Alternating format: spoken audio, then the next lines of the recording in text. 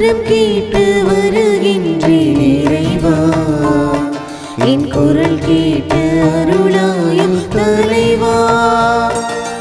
வரம் கேட்டு வருகின்றேன் இறைவா, என் குரல் கேட்டு அருளாயும் தலைவா.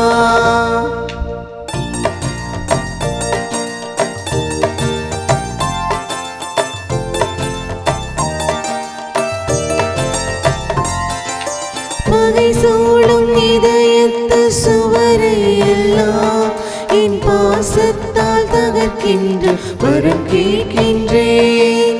பகை சூழும் இதயத்து சுவரை எல்லாம் என் பாசத்தால் தகர்க்கின்ற வரம் கேட்கின்றேன். புகை சூழ்ந்த இருள் வாழும் மனதில் எல்லாம், புகை சூழ்ந்த இருள் வாழும் மனதில் எல்லாம் உன் பெயர் சொல்லி ஒளியேற்று உனை கேட்கின்றேன். வரம் கேட்டு வருகின்றேன் இறைவா, என் குரல் கேட்டு அருளாயும் தலைவா.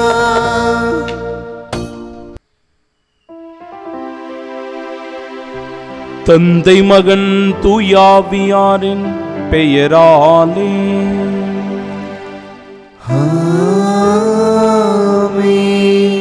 நம் ஆண்டவராகிய இயேசு கிறிஸ்துவின் அருளும் கடவுளின் அன்பும் தூயாவியாரின் நட்புறவும் உங்கள் அனைவரோடும் இருப்பதாக. ஆன்மாவோடும் இருப்பதாக. கன்னியும் மறைசாட்சியுமான புனித ஆக்னஸ் அவர்களை நினைவு கூர்ந்து நம் தாயாம் திரு அவை ஜெபிக்க நமக்கு அழைப்பு விடுக்கிறது. இதோ தன்னடக்கத்தின் காணிக்கையும் கற்பின் பலியுமான வீர கன்னி நமக்காக சிலுவையில் அறையப்பட்ட செம்மறியை ஏற்கனவே பின் செல்கிறார். அன்பு சகோதர சகோதரிகளே, தூய மறை நிகழ்வுகளை கொண்டாட நாம் தகுதி பெறும் பொருட்டு நம் பாவங்களை ஏற்றுக்கொள்வோம்.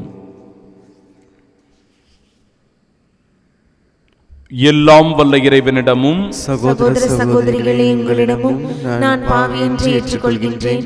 ஏனெனில் என் சிந்தனையாலும் சொல்லாலும் செயலாலும் கடமையில் தவறியதாலும் பாவங்கள் பல செய்தேன். என் பாவமே, என் பாவமே, என் பெரும் பாவமே.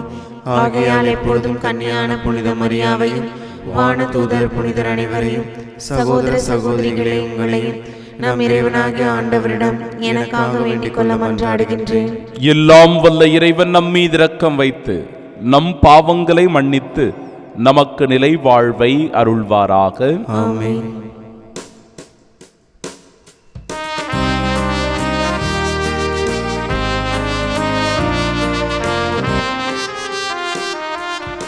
ஆண்டவரே இரக்கமாயிரும், ஆண்டவரே இரக்கமாயிரும். கிறிஸ்துவே இரக்கமாயிரும், கிறிஸ்துவே இரக்கமாயிரும். ஆண்டவரே இரக்கமாயிரும், ஆண்டவரே இரக்கமாயிரும்.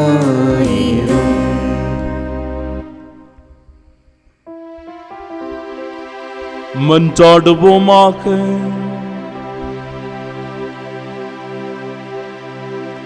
இறைவா, இன்று புனித ஆக்னஸ் எனும் புனிதையின் ஆண்டு நினைவு கொண்டாட்டத்தில் எங்களை மகிழ்வுற செய்கின்றீர்.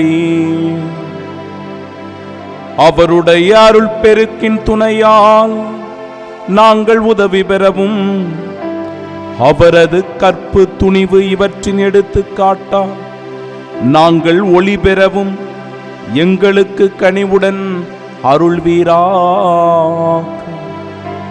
உம்மோடு தூயாவியாரின் ஒன்றிப்பில் இறைவனாய் என்றென்றும் வாழ்ந்து ஆற்று செய்கின்றவர் வழியாக உம்மை மன்றாடுகின்றோம்.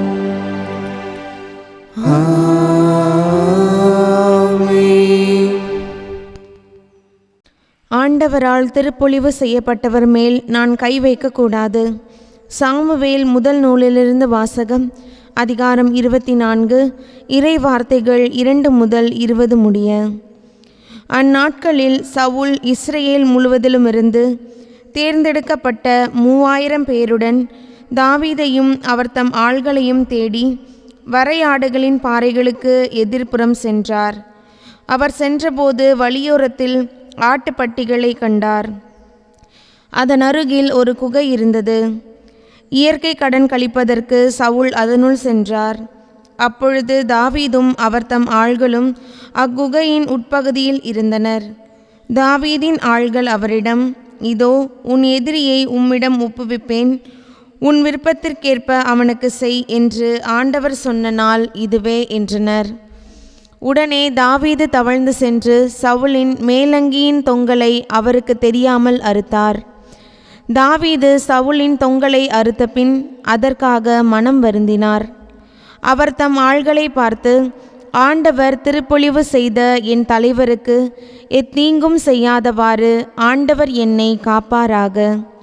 அவர் ஆண்டவரால் திருப்பொழிவு செய்யப்பட்டவரானதால் நான் அவர் மேல் கை வைக்கக்கூடாது என்றார்.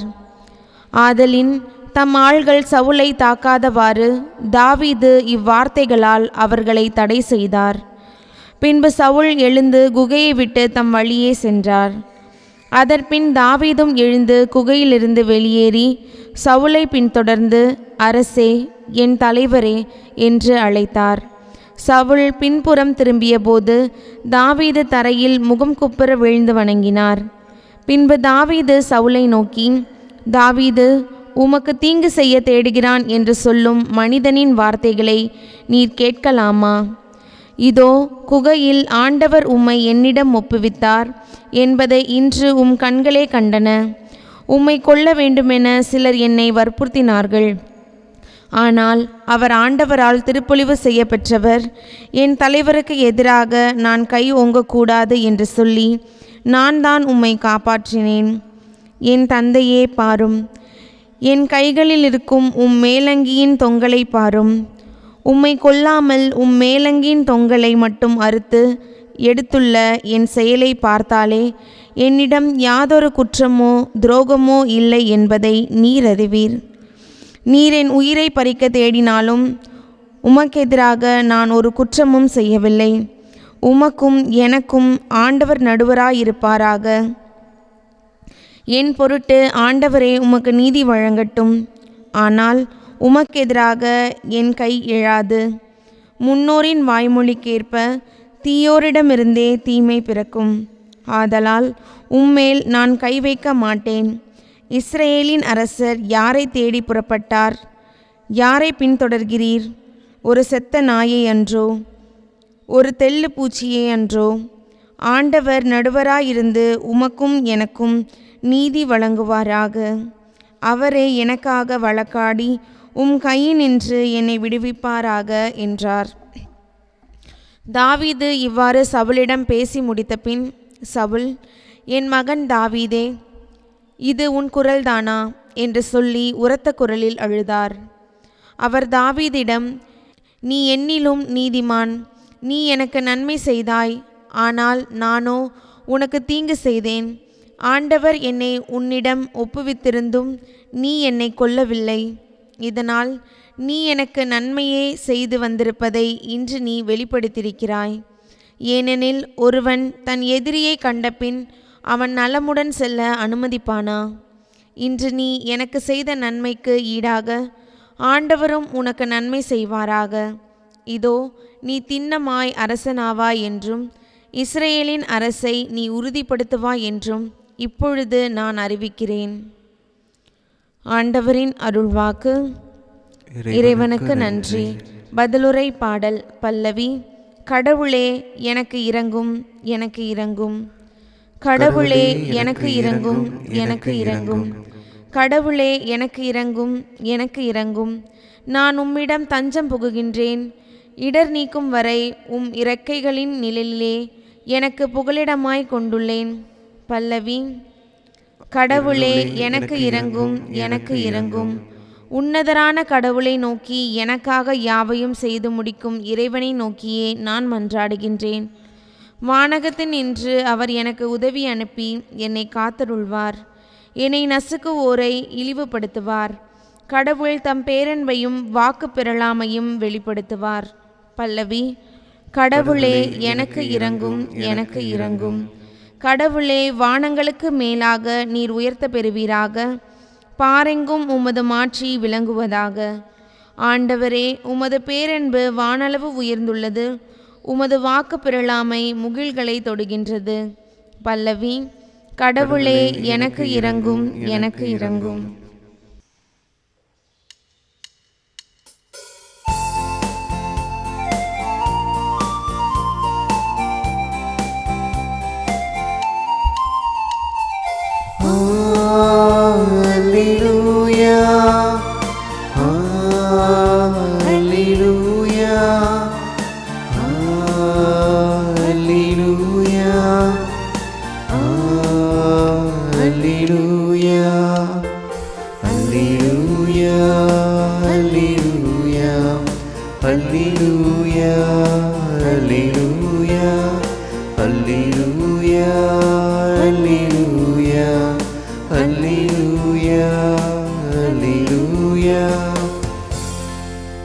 உலகினரின் குற்றங்களை பொருட்படுத்தாமல் கடவுள் கிறிஸ்துவின் வாயிலாக அவர்களை தம்மோடு ஒப்புரவாக்கினார். அந்த ஒப்புரவு செய்தியை அவரே எங்களிடம் ஒப்படைத்தார்.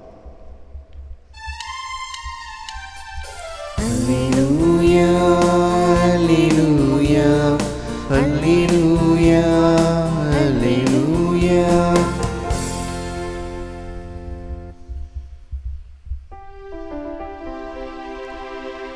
ஆண்டவர் உங்களோடு இருப்பாராக.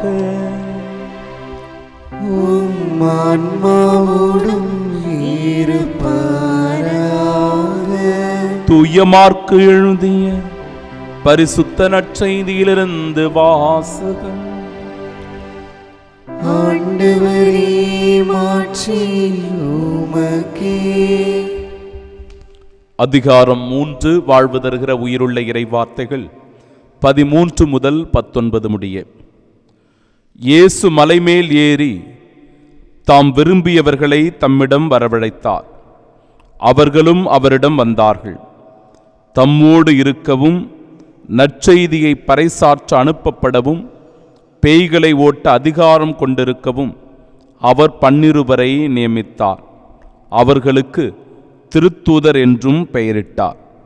அவர் ஏற்படுத்திய 12 முறையே பேதுரு என்று அவர் பெயரிட்ட சீமோன், செபதேயுவின் மகன் யாக்கோபு, யாக்கோபின் சகோதரரான யோவான், இவ்விருவருக்கும் இடியைப் போன்றோர் என பொருள்படும் பொவனர்கேசு என்று அவர் பெயரிட்டார். அந்திரேயா, பிலிப்பு, பர்த்தலேமியு, மத்தேயு, தோமா, அல்பேயுவின் மகன் யாக்கோபு, ததேயு, தீவிரவாதியாயிருந்த சீமோன், இயேசுவை காட்டிக் கொடுத்த யூதாசு இஸ்காரியோத்து என்போர் ஆவர்.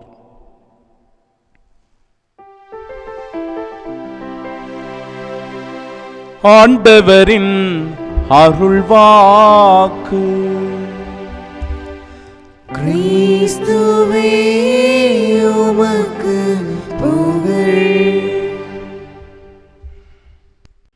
ஆண்டவர் திருப்பொழிவு செய்த என் தலைவருக்கு எத்தீங்கும் செய்யாதவாறு ஆண்டவர் என்னை காப்பாராக.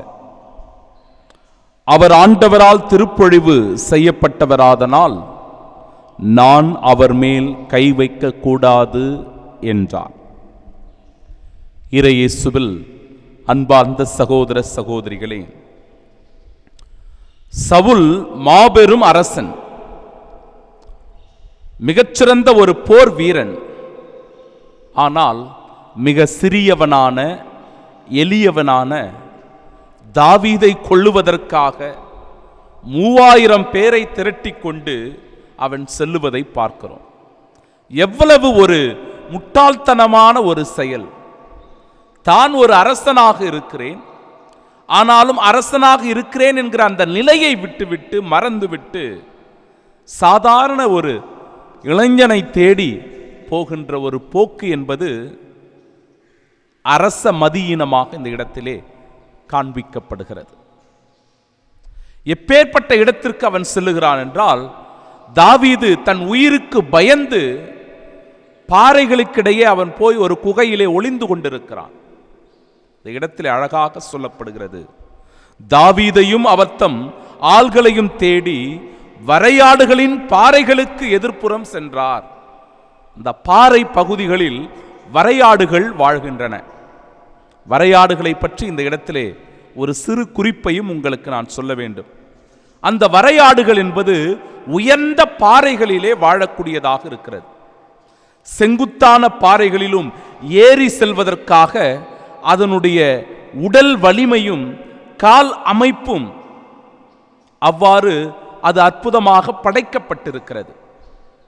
தமிழகத்திலும் வால்பாறை பகுதிகளில் இந்த வரையாடுகள் காணப்படுகின்றன. மூணாறு சென்றோம் என்றால் அந்த இடத்திலே ராஜமலை என்று ஒரு பெரிய மலை உண்டு. அந்த ராஜமலையில் பாறைகள் இருக்கின்ற அந்த பகுதியில் வரையாடுகள் அதிகமாக காணப்படுகின்றன. எனக்கும் அங்கு செல்கிற ஒரு வாய்ப்பு கிடைத்தது. அந்த வரையாடுகளுக்கு அருகிலே சென்று அவற்றை தொட்டு பார்க்கக்கூடிய வாய்ப்பும் எனக்கு கிடைத்தது. அது ஒரு அற்புதமான ஒரு விலங்கு. அது பாறைகளில் வாழக்கூடிய விலங்கு. அப்பேற்பட்ட பாறை பகுதியில் தான், குகைகளில் தான் தாவீது போய் ஒளிந்து கொண்டிருப்பதை பார்க்கிறோம். ஆனால் இவன் தன்னுடைய எல்லா பணிகளையும் விட்டுவிட்டு சவுல் அரசன் தாவீதை தேடிச் செல்வதை பார்க்கிறோம். அவர் ஒரு குகையில் ஒளிந்து கொண்டிருக்கிறார். இவரும் ஒரு தனிமையை நாடி அந்த குகைக்குள் செல்லுகிற வேளையில் அந்த இடத்தில் ஒரு அற்புதமான நிகழ்வு நடக்கிறது.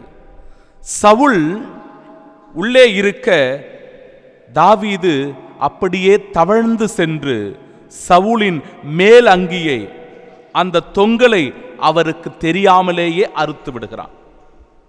இந்த செயலை செய்தவுடனே தன்னுடைய அரசனுடைய அந்த தொங்கல் ஆடையை இவன் அறுத்து எடுத்த உடனே ஒரு மிகுந்த மனவேதனைப்படுவதை பார்க்கிறோம். அவனுடைய உள்ளம் கலங்குகிறது. ஏனென்றால் ஒரு அரசன், ஆண்டவரால் திருப்பொழிவு செய்யப்பட்டவன், ஆண்டவருடைய ஊழியன் என்று அறியப்படுகின்ற சவுலை இப்படி நான் அவமானப்படுத்துகிறேனே, அவரை தோற்கடிக்கிறேனே, அவருடைய உயிருக்கு பங்கம் விளைவிக்கிறேனே என்கிற மன வருத்தமும் வேதனையும் அவனை கலங்கடிக்கச் செய்கிறது. அப்பொழுது தன்னுடைய உள்ளத்திற்குள் அவன் இவ்வாறு சொல்லுகிறான், ஒருபோதும் ஆண்டவரால் திருப்பொழிவு செய்யப்பட்டவர் மீது நான் கை வைத்தல் ஆகாது, அதை நான் செய்யக்கூடாது என்று தனக்குள் முடிவெடுத்துக் கொண்டு தன்னுடன் இருந்த சக தோழர்கள் சொல்லுகிறார்கள், இதோ ஆண்டவர் இன்று சவுலை உன் கைகளில் ஒப்படைத்திருக்கிறார், உடனடியாக அவரை கொன்றுவிடு என்று சொல்லுகிறார். ஆனால் இந்த இடத்திலே தாவீதினுடைய வார்த்தைகள் மிக ஆணித்தரமான, அற்புதமான, சிந்திக்கக்கூடிய, வாழ்வாக்கக்கூடிய வார்த்தைகள். ஆண்டவர் திருப்பொழிவு செய்த என் தலைவருக்கு எத்தீங்கும் செய்யாதவாறு ஆண்டவர் என்னை காப்பாராக. அவர் ஆண்டவரால் திருப்பொழிவு செய்யப்பட்டவராதனால் நான் அவர் மேல் கை வைக்க கூடாது. ஆண்டவரால் அபிஷேகம் செய்யப்பட்டவர்கள், திருப்பொழிவு செய்யப்பட்டவர்களுக்கு எவ்வளவு மதிப்பும் மரியாதையும் ஒரு மனிதரால் கொடுக்கப்படுகிறது.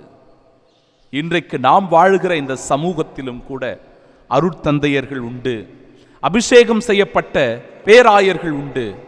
ஆனால் பல நிலைகளில் அன்பிற்குரியவர்களே தவறான வார்த்தைகளை பயன்படுத்துவது, அவர்களை பற்றி இல்லாதது பொல்லாதது பேசுவது, சில நேரங்களில் அவர்கள் மீது கை வைக்க கூட தயங்காதவர்கள் உண்டு. நாம் வாழுகிற பங்கு தலங்களில், நாம் வாழுகிற மக்களிடத்திலே அவற்றை நாம் அறிந்திருக்கிறோம். எனவே என் அன்பிற்குரியவர்களே, நாம் உணர்ந்து கொள்ள வேண்டிய செய்தி, ஆண்டவரால் திருப்பொழிவு செய்யப்பட்ட ஒரு மனிதர், அது கடவுளால் அபிஷேகத்தை முழுவதுமாக பெற்றுக்கொண்டவர். அந்த இடத்திலிருந்து ஆசீர்வாதங்கள் தான் ஊற்றெடுக்க வேண்டுமே ஒழிய ஒருபோதும் சாபமோ அல்லது வேறு வழியில் மக்களை துன்புறுத்துகின்ற செயல்பாடுகளோ மக்களை இழிவுபடுத்துகின்ற செயல்பாடுகளோ நடைபெறக்கூடாது. இன்றைய நற்செய்தியில் அழகான ஒரு செய்தி கொடுக்கப்படுகிறது. யார் உண்மையான சீடன்? கடவுளுடைய சீடனாக யார் இருக்க முடியும் என்றால் ஆண்டவர் அதற்கான ஒரு 3 தன்மைகளை எடுத்து சொல்லுகிறார். தம்மோடு இருக்கவும், நற்செய்தியை பறைசாற்றவும், பேய்களை ஓட்ட அதிகாரம் கொண்டிருக்கிற மனிதன்தான் தன்னுடைய சீடனாக இருக்க முடியும். தம்மோடு இருக்க வேண்டும். தான் அழைக்கிற ஒவ்வொருவரும் தம்மோடு இருக்க வேண்டும் என்று சொல்லும்போது கடவுளில் நிலைத்து வாழ்கின்ற மனிதராக இருக்க வேண்டும். ஆண்டவரோடு ஒருமித்து வாழ்கின்ற ஒரு மனிதராக அவர் இருக்க வேண்டும். அப்பொழுதுதான் அவர் நல்ல சீடராக, இயேசுவின் பக்தனாக, இயேசுவின் நல்ல விசுவாசியாக, நண்பனாக இருக்க முடியும். பிறகு இயேசுவின் நண்பனாக இருக்கிறவன், இயேசுவின் சீடனாக இருக்கிறவன் அந்த நற்செய்தியை, அந்த மதிப்பீடுகளை பறைசாற்றப்படுகிறவராக இருக்க வேண்டும். சென்று அதை அறிவிக்க வேண்டும், நற்செய்தியை அறிவிக்க வேண்டும். பிறகு ஆண்டவர் இயேசுவால் அவருக்கு ஒரு அதிகாரம் கொடுக்கப்படுகிறது. தீய சக்திகளை சமூகத்திலிருந்து விரட்டி அடிக்கக்கூடிய ஆற்றல் அது. அந்த வல்லமை அது இறைவனிடமிருந்து நமக்கு கிடைக்கின்ற கொடை. அந்த கொடையை பெற்றுக்கொண்டவர் சமூகத்தில் இருக்கின்ற பேய்களை, சமூகத்தில் இருக்கிற சாத்தானை, சமூகத்தில் இருக்கிற தீமைகளை விரட்டி அடிப்பவராக இருக்க வேண்டும். அதற்கு மிகச்சிறந்த உதாரணமாக இன்றைய நாளில் கொடுக்கப்படுபவர்தான் புனித ஆக்னஸ். 291ஆம் ஆண்டு ரோமில் பிறக்கின்றார். புனித ஆக்னஸ் என்றால் செம்மறி குட்டி என்று லத்தீனில் பொருள். ஆம் அன்பிற்குரியவர்களே, அவர் வாழ்ந்த அந்த காலகட்டத்திலே தியோக்லஸ் என்கிற ரோமை பேரரசன் கிறிஸ்தவர்களை அதிகமாக துன்புறுத்துகிறான், கொடுமைப்படுத்துகிறான், சித்திரவதை செய்து அவர்களை கொலை செய்து சிறையில் அடைக்கிறான். பலவேறு துன்பங்களை ஒவ்வொரு நாளும் அவர்களுக்காக செய்து கொண்டிருக்கிற வேளையில் இதோ இந்த சிறிய கன்னி 12 வயது நிரம்பிய ஆக்னஸ் தன்னுடைய கற்பை ஆண்டவருக்கு அர்ப்பணம் செய்கின்றார். மிக இளமையில் அழகு வாய்ந்தவளாக இருக்கின்ற ஆக்னஸின் மீது பல இளைஞர்கள் காதல் கொள்ளுகிறார்கள். அவரை தன்வயப்படுத்துவதற்காக அவர்கள் ஆசைப்படுகிறார்கள். ஆனால் புனித ஆக்னஸ் தன்னுடைய உடலை ஆண்டவர் இயேசு கிறிஸ்துவுக்கு, தன்னுடைய கற்பை கிறிஸ்துவுக்கு அர்ப்பணம் செய்து விட்டதாக சொல்லுகிற வேளையில் இதோ ஒரு இளைஞனால் மன்னரிடத்திலே தெரிவிக்கப்படுகிறது, இவள் கிறிஸ்துவை ஏற்றுக்கொண்டவளாக இருக்கிறாள், ரோமை தெய்வங்களை புறக்கணிக்கிற பெண்ணாக இருக்கிறார். இந்த செய்தியை கேட்டவுடனே ரோமை படை வீரர்கள் பலர் துன்புறுத்துகின்ற கருவிகளை எல்லாம் அவள் முன்பாக காட்டி மிரட்டி பார்க்கிறார்கள், அச்சுறுத்தி பார்க்கிறார்கள். நீ கிறிஸ்துவை ஏற்றுக்கொள்ளக்கூடாது, ரோமை தெய்வங்களுக்கு தூபம் காட்ட வேண்டும், அப்படி செய்தால் உம்மை நாங்கள் விட்டுவிடுகிறோம் என்று சொல்லுகிறார்கள்.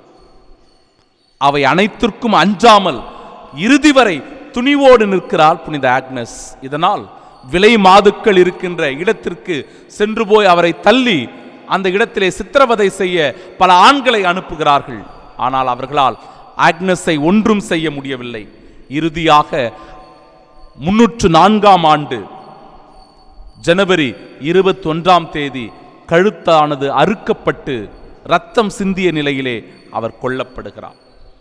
ஆம் அன்பிற்குரியவர்களே, நான் கடவுளின் மணவாட்டி, அவரே என் மணவாளன் என்று ஏற்றுக்கொண்ட புனித ஆக்னஸ் இறுதி வரை அந்த விசுவாசத்தில் நம்பிக்கையில் நிலைத்திருந்தார். தான் ரத்தம் சிந்தினாலும் உயிரை கொடுத்தாலும் அதை பற்றி கவலைப்படாமல் கிறிஸ்துவை ஆதாயமாக்கி கொண்ட அவனுடைய வாழ்வு இன்றைய நாளில் நமக்கு நற்செய்தியாக, இந்த நாளில் நமக்கு வாழ்வின் படிப்பினையாக கொடுக்கப்படுகிறது. இதோ துன்புறுத்து வருகின்ற அந்த படை வீரர்களை பார்த்து அவர் இவ்வாறு சொல்கிறார், என் உடலுக்கு நீங்கள் தீங்கிழைக்கலாம், ஆனால் என் கற்பை உங்களால் ஒன்றும் செய்ய முடியாது, ஏனென்றால் அது என் மணவாளன், கிறிஸ்துவுக்கே உரிமையானது, அவருக்கே அது சொந்தமானது. இதுதான் அவருடைய விசுவாசம். ரத்தம் சிந்தி கிறிஸ்தவ விசுவாசத்தை, கத்தோலிக்க விசுவாசத்தை கட்டி எழுப்பியிருக்கின்ற இந்த புனிதையினுடைய வாழ்வினை நாமும் பின்பற்றி கிறிஸ்துவுக்கு சான்று பகர இந்த திருப்பலியின் வழியாக ஜெபிப்போம். ஆமென்.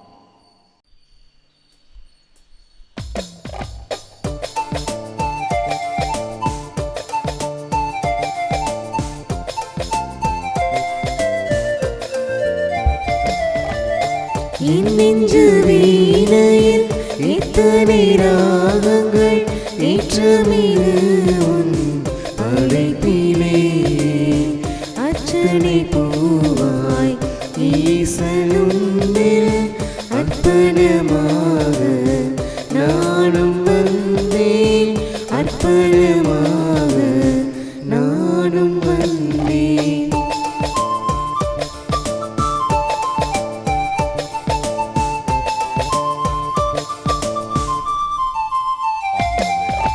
நான் காணும் உயிர்களெல்லாம் நாளெல்லாம் அவரிலே. நான் தேடும் அமைதியெல்லாம் நாதனவர் பெயரிலே. இந்த தேவனோடுதான் என்றும் நானும் வாழத்தான். அர்ச்சனை பூவாய் ஈசனுன்னில் அர்ப்பணமாக நானும் வந்தேன், அர்ப்பணமாக நானும் வந்தேன். அன்புமிக்க சகோதர சகோதரிகளே, என்னுடையதும் உங்களுடையதுமான இப்பலி எல்லாம் வல்ல இறைவனுக்கு உகந்ததாகும்படி மன்றாடுங்கள். ஆண்டவர் தமது பெயரின் புகழ்ச்சிக்காகவும் ஆட்சிக்காகவும் நமது நன்மைக்காகவும் புனித திருவை அனைத்து நலன்களுக்காகவும் உமது கையிலிருந்து இப்பலியை ஏற்றுக்கொள்வாராக. ஆண்டவரே, புனித ஆக்னஸ் என்னும் புனிதையை கொண்டாடும் நாங்கள் உமக்கு கையளிக்கும் காணிக்கைகளை ஏற்றருள உம்மை வேண்டுகின்றோம். அவருடைய துன்பப் போராட்டங்கள் உமக்கு ஓப்பு அளித்தது போல இக்காணிக்கைகள் உமக்கு ஏற்றவையாகிட அருள்வீராக. எங்கள் ஆண்டவராகிய இயேசு கிறிஸ்து வழியாக உம்மை மன்றாடுகின்றோம்.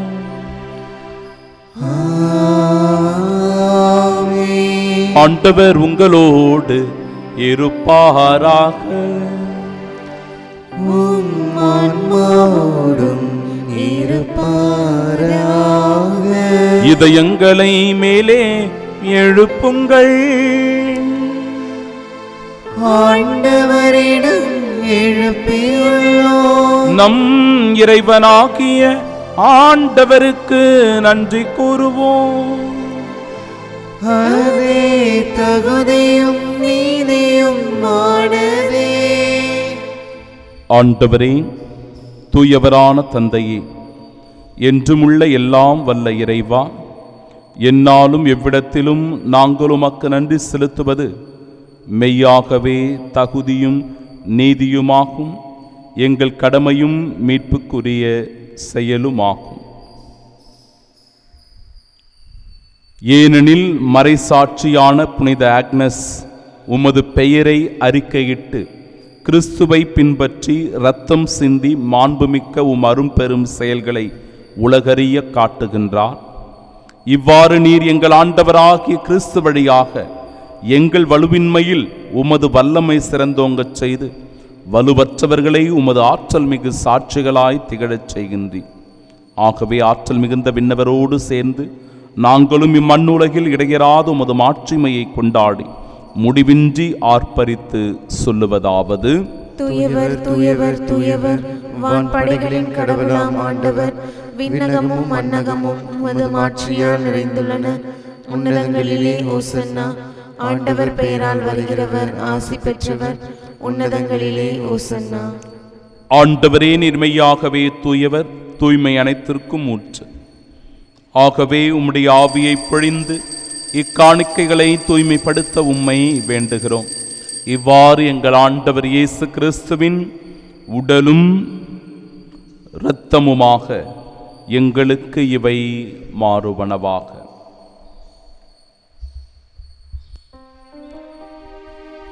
அவர் பாடுபட உளம் கனிந்து தம்மை கையளித்த போது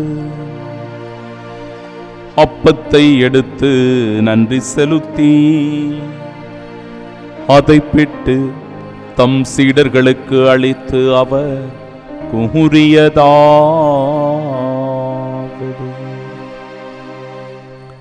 அனைவரும் இதிலிருந்து பெற்று உண்ணுங்கள், ஏனெனில் இது உங்களுக்காக கையளிக்கப்படும் என் உடல்.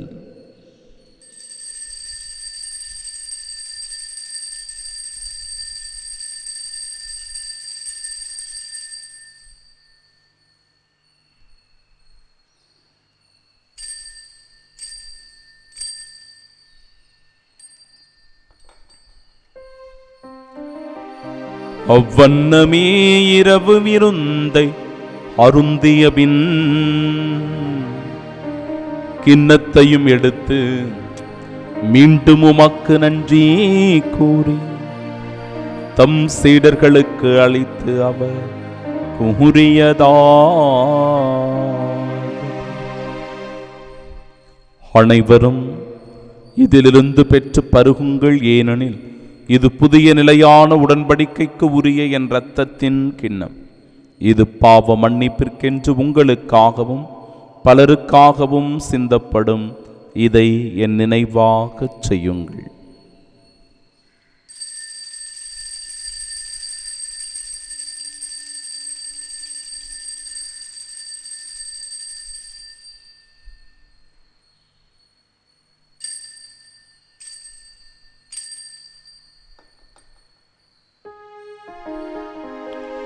நம்பிக்கையின் மறைபொருள். ஆண்டவரே, நீர் வருமளவும் உமது இறப்பினை அறிக்கையிடுகின்றோம், உமது உயிர்ப்பினையும் எடுத்துரைக்கின்றோம். ஆகவே ஆண்டவரே, நாங்கள் கிறிஸ்துவின் இறப்பினையும் உயிர்ப்பினையும் நினைவு கூர்ந்து வாழ்வு தருகிற இந்த அப்பத்தையும் எங்கள் வாழ்விற்கு மீட்பினை அளிக்கும் இக்கிண்ணத்தையும் ஒப்புக் கொடுக்கிறோம். திருமுனின்று ஊழியம் புரிய தகுந்தவர்களாக எங்களை ஏற்றுக்கொண்டீர். எனவே உமக்கு நன்றி செலுத்துகிறோம். மேலும் கிறிஸ்துவின் உடலிலும் இரத்தத்திலும் பங்கு கொள்ளும் எங்களை தூய் ஆவியார் ஒன்று சேர்க்க வேண்டுமென உம்மை தாழ்மையுடன் மன்றாடுகிறோம். ஆண்டவரே, உலகெங்கும் பரவியிருக்கும் அது திரு அவையை நினைவு கூர்ந்தருளும். எங்கள் திருத்தந்தை பிரான்சிஸ், எங்கள் பேராயர் ஜார்ஜ் அந்தோனிசாமி, எல்லா திருநிலையினராக அனைவரோடும் அது திரு அவை அன்பில் நிறைவு பெறச் செய்தருளும். எங்கள் அன்பார்ந்த தந்தையே, அப்பா, இதோ இந்த அற்புதமான நாளிலே உம்மை போற்றுகிறோம், துதிக்கிறோம். தூய இருதயத்திற்கு ஒப்பு கொடுக்கப்படுகிற இந்த நாள் எங்கள் ஒவ்வொருவருக்கும் ஏராளமான ஆசீர்வாதங்களை, அருள் நலன்களை பெற்றுத் தருவதாக. ஆண்டவரே, தன்னுடைய 13 வயதிலேயே துணிவு மிக்க வீரத்துடன் தன்னுடைய வாழ்வை, கற்பை உமக்காக அர்ப்பணித்த புனித ஆக்னஸ் அவர்களை நினைவு கூர்ந்து ஜெபிக்கிற நாளிலே அப்பா, அவர் சிந்திய அந்த விலை மதிப்பிட முடியாத இரத்தம் எங்களை விசுவாசத்தில் கட்டி எழுப்புகிறது, எங்களை நம்பிக்கையில் வளர்க்கிறது. ஆம், நாங்களும் உமக்கு சாட்சிகளாய் மாற எங்கள் ஒவ்வொருவருடைய செயல்களை திருப்பாதம் ஒப்பு கொடுக்கிறோம். திருவுளத்தை நிறைவேற்ற இதோ இந்த நாள் எங்களுக்கு கொடுக்கப்பட்டிருக்கிறது. நாங்கள் அடியெடுத்து வைக்கின்ற ஒவ்வொரு செயல்களில் ஆண்டவரே, உமது பேரன்பு வெளிப்பட, நீர் தருகிற ஆசீர்வாதம் வெளிப்பட, உமக்குரிய சிறந்த சாட்சிகளாக வாழ ஆண்டவரே எங்களை ஆசீர்வதிப்பீராக. நாங்கள் செல்லுகிற பாதைகளில் எல்லாம் ஆண்டவரே, உம்முடைய வானதூதர்களை நிறுத்தும். ஆபத்துகளோ, தீங்குகளோ, விபத்துகளோ எங்களை சூழ்ந்து கொள்ளாத வண்ணம் அப்பா, அவர்கள் எங்களை கரம் பிடித்து வழி நடத்துவார்களாக. என் அன்பின் ஆண்டவரே, இதோ உமக்குரிய சாட்சிகளாய் வாழ புறப்படுகின்ற ஒவ்வொரு விசுவாசிகளையும் பேர் பேராக ஆசீர்வதியும், நன்மைகளால் நிரப்பும், எத்தீங்கும் நேரிடாதபடி இதோ உம்முடைய ஆசீர்வாதத்தினால் எங்களை நீர் பாதுகாத்துக் கொள்ளும். உயிர்த்தெழும் நோக்குடன் துயில் கொள்ளும் எங்கள் சகோதர சகோதரிகளையும் இறந்தோர் அனைவரையும் இரக்கத்துடன் நினைவு கூர்ந்துமது திருமுக ஒளியின் ஏற்றலும் எங்கள் அனைவர் மீதும் இரக்கமாயிரும். கடவுளின் கன்னித்தாயான தூய மரியா, அவருடைய அன்பு கணவரான புனித யோசேப்பு, புனித திருத்தூதர்கள், இன்று நாங்கள் சிறப்பாக நினைவு கூர்ந்து ஜெபிக்கின்ற புனித ஆக்னஸ் மற்றுமாக இருக்கிற புனிதர் அனைவருடனும் நாங்கள் நிலை வாழ்வில் பங்கு கொள்ளும் தகுதி பெற்று திருமகன் இயேசு கிறிஸ்து வழியாக உம்மை புகழ்ந்தேத்து மரமருள உம்மை மன்றாடுகின்றோம். இவர் வழியாக இவரோடு இவரில் எல்லாம் வல்ல இறைவனாகிய தந்தையே தூயாவியாரின் ஒன்றிப்பில் எல்லா புகழும் ஆட்சியும் என்றென்றும் உமக்கு உரியதே.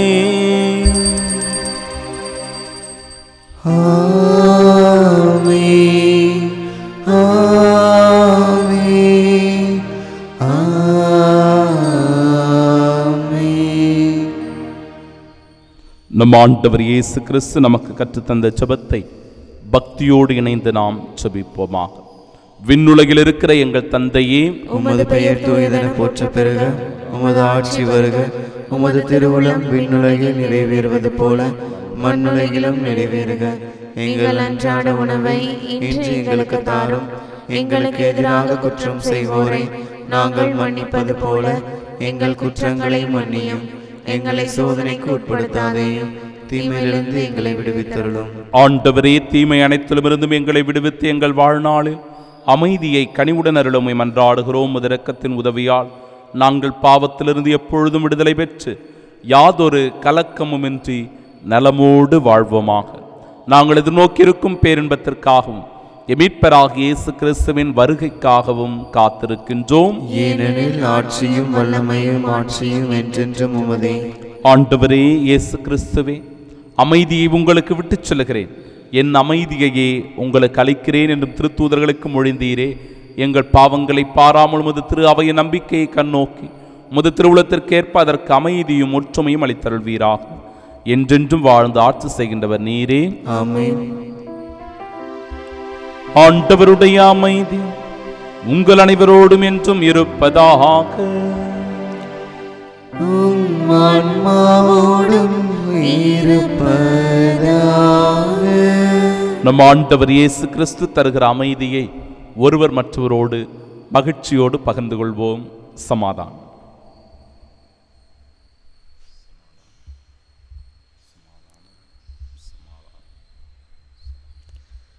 உலகின் பாவங்களை போக்கும் இறைவனின் செம்மறியே, எங்கள் மேல் இரக்கமாயிரும். உலகின் பாவங்களை போக்கும் இறைவனின் செம்மறியே, எங்கள் மேல் இரக்கமாயிரும். உலகின் பாவங்களை போக்கும் இறைவனின் செம்மறியே, எங்களுக்கு அமைதி அளித்தருளும்.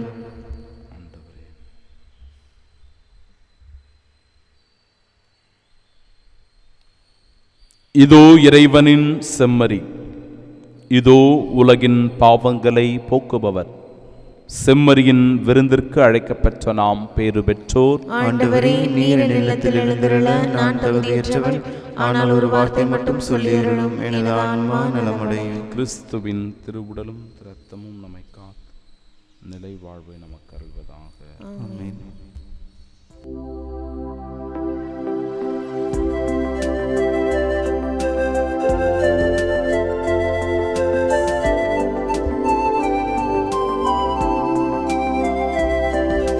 செந்தமிழில் உந்தன் புகழ் எழுதி நான் பாடிடுவேன் இறைவா. என் சிந்தனையில் நீ இருந்து வாழ எழுந்தருள்வாய் தலைவா. என்னில் எழுந்தருள்வாய் தலைவா.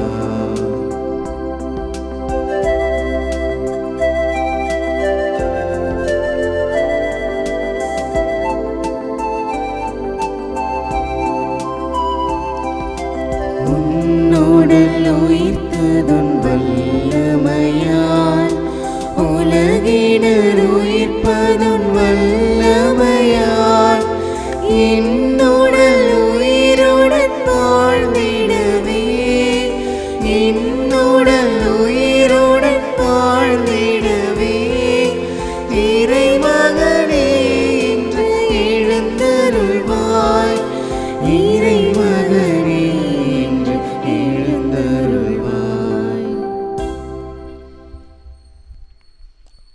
அரியணை நடுவில் இருக்கும் ஆட்டுக்குட்டி வாழ்வளிக்கும் நீரூற்றுகளுக்கு அவர்களை வழிநடத்திச் செல்லும்.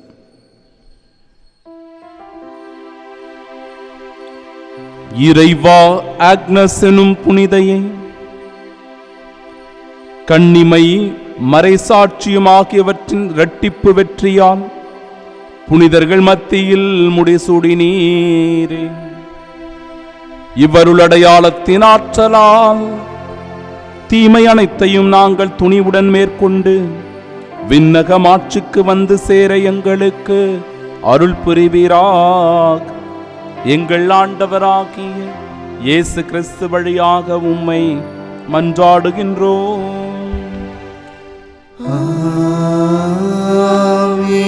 ஆண்டவர் உங்களோடு இருப்பாராக.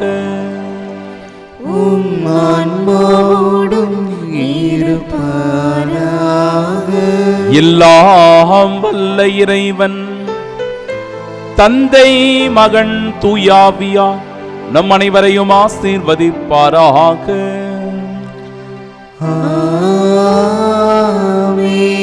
கிறிஸ்துவின் சாட்சிகளாய் வாழ சென்று வாழுவோம். வாழ்க்கை பலி தொடரட்டும். இறைவனுக்கு நன்றி.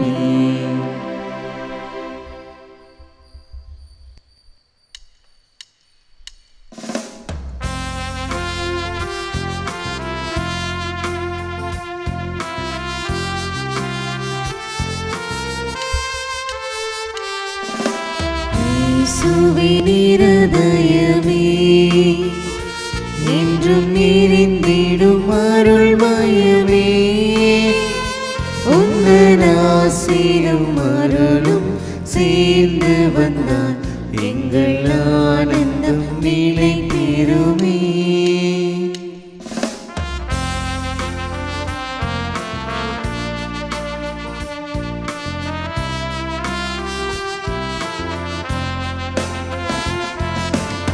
இறைவனுக்கு இதயம் உண்டு, அந்த இதயத்தில் இரக்கம் உண்டு. இறைவனுக்கு இதயம் உண்டு, அந்த இதயத்தில் இரக்கம் உண்டு. இன்றும் இறைந்திடும் இறைவன் இருப்பதனால் எங்கள் அனைவருக்கும் வாழ்வு உண்டு. இன்றும் நிறைந்திடும் இறைவன் இருப்பதனால் எங்கள் அனைவருக்கும் வாழ்வு உண்டு. இயேசுவின் இருதயமே.